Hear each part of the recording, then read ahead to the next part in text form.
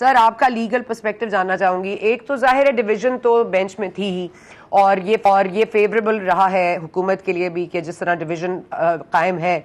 Justice काजी फाइज ईसा साहब के जो मुतवातर स्टेटमेंट्स आ रहे हैं, कभी उनकी पार्लियामान में मौजूदगी, कभी उनके इस तरह से बात करना अपने हवाले से, आइन के ऊपर भी बार बार कह रहे हैं कि सुप्रीम कोर्ट सो मोटो डिसाइड करती है, ना कि चीफ जस्टिस इनफरादी तौर पर ये कर सकते हैं। एक तो इस पर आप प्लीज़ नुमाइंदगी फरमा दीजिएगा कि क्या सच है, और दूसरा ये जो डिज़ोल्व होने वाला मामला है इंटरिम सेटअप का, वो कहाँ स्टैंड करता है? क्योंकि जहाँ तक मुझे समझ आती है इंटरिम सेटअप इंतखाबात कराने के लिए लाया जाता है। अगर इंतखाबात ही नहीं होंगे तो क्या उनको खैर बात कह दिया जाएगा या उनको ये कंटिन्यूएशन करेंगे वो, और ये सही होगी? जी सर। जी, फर्स्टली तो मैं जी काजी साहब की जो आज सारी उनकी एक फंक्शन पर उनकी एक इज़हार ख्याल किया उन्होंने on the constitution of Pakistan, उसमें स्टार्ट करूंगा मैं सुप्रीम कोर्ट की एक जजमेंट है अरशद शरीफ केस 2019 सुप्रीम कोर्ट 1। उसमें कहा हुआ है किसी भी सब जुडिस मैटर को आप डिस्कस करते हुए ऐसे डिस्कस नहीं कर सकते कि उसकी आउटकम इफेक्ट हो या किसी तरह आउटकम लेफ्ट राइट जाए। तो ये जजमेंट सब पर अप्लाई करती है, it also applies to a sitting जज ऑफ द सुप्रीम कोर्ट।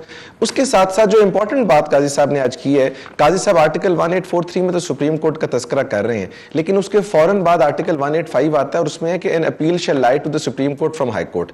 उस अपील में ये वो वाली अपील्स हैं जिसमें एक लेट्स से क्रिमिनल मैटर्स हैं, सिविल मैटर्स हैं, तो वहां पर तो हम ये नहीं कहते कि 17 मेंबर बैठेंगे, वहां पर तो 2 मेंबर 3 मेंबर बैठ के लीव टू अपील 2 मेंबर देते हैं और 3 मेंबर सुनते हैं, और वहां पर सुप्रीम कोर्ट बात भी नहीं करती और किसी को वहां पर बात करना पसंद भी नहीं है। सो अगर सुप्रीम कोर्ट के वर्ड की तशरीह वहां पर 3 मेंबर 5 मेंबर हो सकती है तो 1843 में क्यों नहीं हो सकती? उसका एक बुनियादी रीजन है।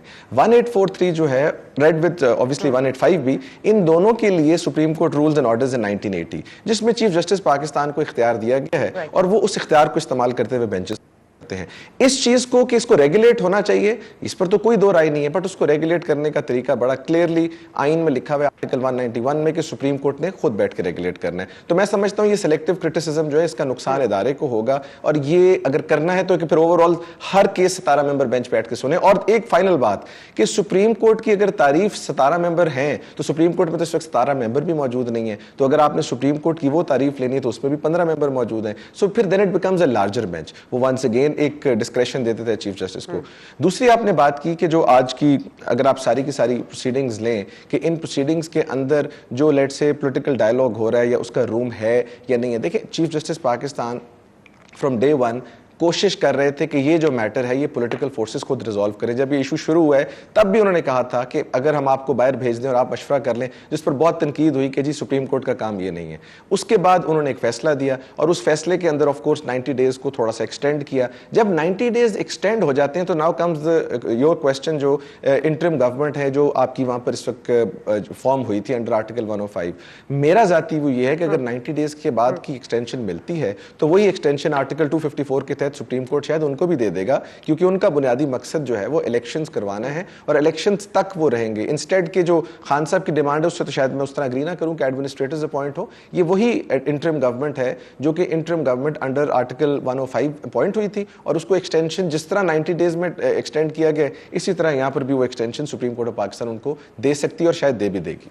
एक तो ये आज बड़े सख्त कमेंट्स हैं जब उनसे पूछा गया कि क्या कोई डिवीजन मौजूद है सुप्रीम कोर्ट में, तो जो काजी फाइज ईसा साहब ने कहा फरमाया उसमें यही बात बड़ी क्लियर थी कि अना और तकब्बुर जब किसी में आ जाए तो वो फिर जज नहीं रहता। मुझे नहीं पता ये चीफ जस्टिस को कह रहे थे या खुद को कह रहे थे कि अगर मुझ में आ जाए तो आज से मैं जज अपने आप को नहीं समझता, लेकिन ये जो मामला है कि अदालती अहकामात आइन की पामाली ना हो इसके लिए 90 दिन में इलेक्शन कराए जाएं, और क्योंकि 90 दिन में नहीं हो सकते तो एक डेट सुप्रीम कोर्ट ने दे दी, लेकिन वो डेट में फ्लेक्सिबिलिटी और किसी वजह से नहीं हो रही। आपकी जो हुकूमत है उनका भी पर्सपेक्टिव या उनका भी जो बयानिया है कोर्ट में भी यही रहा है कि हम एक दिन इलेक्शन कराना चाहते हैं। आज वो एप्लीकेशन बतौर उनके सामने गई लेकिन उसको भी उन्होंने नहीं कोई मायने दिया। तो मुज़ाकरात और आईनी तरीके पर चलने में are there two different things? देखिए जी, पहले तो जो काजी साहब ने बात की अना और तकब्बुर वाली, मैं आज बहुत एहतराम से, क्योंकि काजी साहब के साथ मैं उनका बड़ा एहतराम का ताल्लुक है, हमारे जज भी हैं। काजी साहब का फर्स्ट ऑफ ऑल मेरा नहीं ख्याल इतना मैंडेट था जितना वो सारा कुछ आज उन्होंने बातें की हैं। एक सुप्रीम कोर्ट के जज और एक सुपीरियर कोर्ट के जज को थोड़ा सा क्वाइट ही अच्छे लगते हैं और कोड ऑफ कॉन्डक्ट भी यही कहता है, वरना ये होगा कि ये सारे कॉमेंट्स जिस तरह परेशान है और मैं भी परेशान हूँ किसके बारे में किए हैं, या तो क्लैरिटी दे देते, उससे फिर एक फर्दर डिवीजन जो है वो सुप्रीम कोर्ट के अंदर आती है और ऑलरेडी डिवीजन बहुत ज्यादा है। So I personally disapprove of these comments जो कि एक्स्ट्रा की, हाँ जहां तक उन्होंने आइन की तफसील बताई, कॉन्स्टिट्यूशनल हिस्ट्री मैंने बैठ के सुनी, आई रियली एंजॉयड इट, और वो मजा आ रहा था उस बात को सुन के। बट जहां इस किस्म के कमेंट्स आएंगे वहां गैर मुनासिब मामला हो सकता है। दूसरी बात यह है कि जो 90 डेज है जी, देखिए 90 डेज की शर्त बड़ी क्लियर है आइन के अंदर, लेकिन जब 90 डेज की शर्त पूरी नहीं हो रही थी, हम इस चीज को कॉल आउट नहीं कर रहे कि जो गवर्नर के रोल्स हैं दोनों प्रोविंसेस में वो बड़े अजीब थे। जब उन्होंने इनएबिलिटी थी उनकी to give a date, election commission बात काबू नहीं आ रहा था, तो that is the time when this was taken to the supreme court. Once again मैं पाशा साहब से एग्री करूंगा कि पॉलिटिकल फोर्सेस की बहुत बड़ी शिकस्त है, वहां नहीं जाना चाहिए था, बट जब वहां चला गया तो सुप्रीम कोर्ट के पास इसके अलावा और कोई रूल नहीं था या पॉसिबिलिटी नहीं थी but to enforce the constitution. अब उस स्टेज पर वो 90 डेज इसलिए एनफोर्स नहीं कर सकते थे क्योंकि इलेक्शन शेड्यूल अनाउंस होना था अंडर 2017 एक्ट, वो 54 डेज का आई थिंक गालिबन होता है, तो वो इन एनी केस 90 से बियॉन्ड जाता है। तो सुप्रीम कोर्ट ने इसलिए बेरेस्ट मिनिमम पॉसिबल उसमें इंट्रोड्यूस करवाया ताकि 90 डेज की शर्त जो है उसको जितना कम से कम वायलेट करें। और आर्टिकल 254 जिसका सहारा बार बार लिया जाता है फ्रॉम द गवर्नमेंट साइड के, जी वो आइन की आपको खुली इजाजत देता है जितनी मर्जी आप ताखीर करें, वो भी ये नहीं कहता, वो ये कहता है अगर किसी वजह से ताखीर हो जाए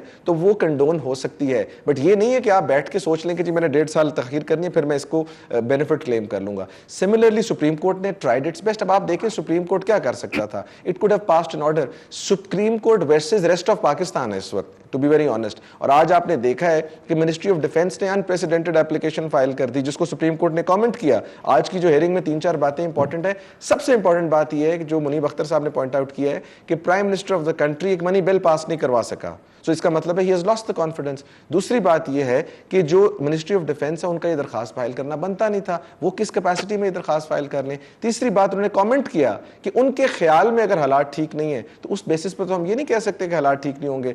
और चौथी बात जो आई थिंक सबसे ओवर आर्चिंग है, उन्होंने कहा कि वो 3 लोग जो मुझे मिलने आए थे अगर वो अदालत में आ जाते तो बहुत अच्छी बात थी। उसके बावजूद एक विंडो ऑफ जिसे कहते हैं नेगोशिएशन दिया ताकि पॉलिटिकल पार्टीज का कंसेंसस हो जाए और इस इलेक्शन डेट को, जो कि मेरी नजर में इकट्ठे होने जरूरी नहीं है क्योंकि इकट्ठे होकर करने की आप 1 यूनिट की बात करते हैं जो कि 18वीं तरमीम की नफी है। किसी भी चीफ मिनिस्टर के पास इख्तियार होना चाहिए, वो 6 महीने बाद समझे, 2 साल बाद समझे, असेंबली से तहलील कर दें। उसके बावजूद कि पाकिस्तान के लिए अगर एक इकट्ठे इलेक्शन होने में इस सब पाकिस्तान की बका है तो लेट्स डू इट। बट ये वंस अगेन ये भी एक मेरे ख्याल में गलत इंटरप्रिटेशन होगी और कॉन्स्टिट्यूशन के। कल को मुराद अली शाह साहब 2.5 साल बाद कहें कि जी मैंने तो अपनी असेंबलीज डिसॉल्व करनी है, तो आप उनको रोक दें कि नहीं आप 2 साल इंतजार करें। तो आई थिंक ये सारी चीजें जो है इस वक्त in the interest of things हो रही हैं जो कि वंस अगेन ठीक है कंडोन हो रही हैं, but at the end of the day अगर पाकिस्तान को इसका फायदा तो ठीक है, वरना आइन की तो वायलेशंस आपको मैं अब कितनी गिनवाना शुरू करूं जी। A to Z इस वक्त आइन A to Z वायलेट हो रहा है। ठीक है, हाँ सही सही, ओके ओके। पंचोता साहब दैट्स अ लॉन्ग स्टोरी, बात निकलेगी तो बहुत दूर तक जाएगी।